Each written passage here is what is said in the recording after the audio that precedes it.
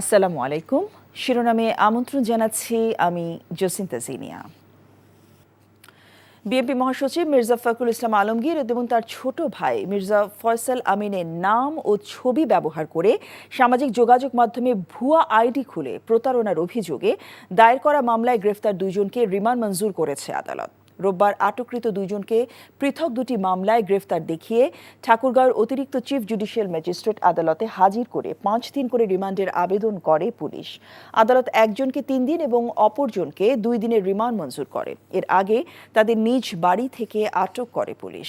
ঠাকুরগাঁও থানা পুলিশ জানিয়েছে, মির্জা ফখরুল ইসলাম আলমগীর এবং তার ছোট ভাইয়ের ছবি ও নাম ব্যবহার করে একটি ভুয়া ফেসবুক ও হোয়াটসঅ্যাপ আইডি খুলে সংসদ নির্বাচনের মনোনয়নপত্র দেওয়ার নাম করে বিএনপি নেতাদের কাছ থেকে টাকা নেওয়ার চেষ্টা করছিলেন অভিযুক্তরা। এরা হলেন নীলফামারী জেলার ডিমলা উপজেলার শহীদুল ইসলাম এবং টাঙ্গাইলের দিঘুলিয়া উপজেলার হায়দার রহমান।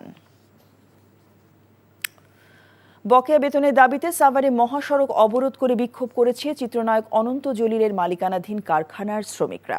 সকালে সাভারে হেমায়তপুরে এবি গ্রুপের শ্রমিকরা কারখানা ছেড়ে অবস্থান নেয় হেমায়তপুর সিংগাইর আঞ্চলিক মহাসড়কে। সময় সেখানে দীর্ঘক্ষণ বন্ধ থাকে যান চলাচল।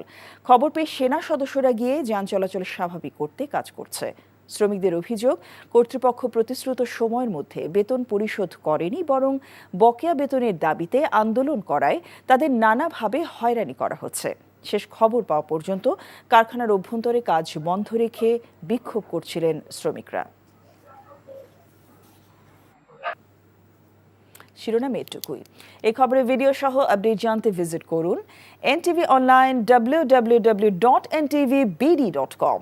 এছাড়াও এনটিভি জনপ্রিয় সব অনুষ্ঠান ও খবরের আপডেট জানতে ভিজিট করুন আমাদের ইউটিউব ভেরিফাইড ফেসবুক পেজ।